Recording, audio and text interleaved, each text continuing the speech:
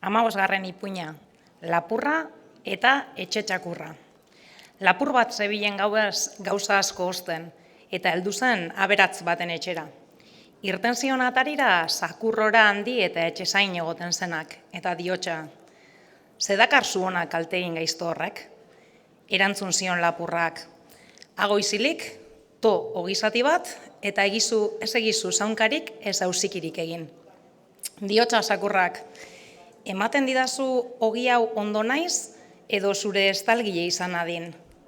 Erantzuten dio lapurrak, ematen dizut isilzaritzat, zuk salatu gabe sartu nadin etxean, eta eramateko zuk beharrez dituzun diru eta beste gauzak.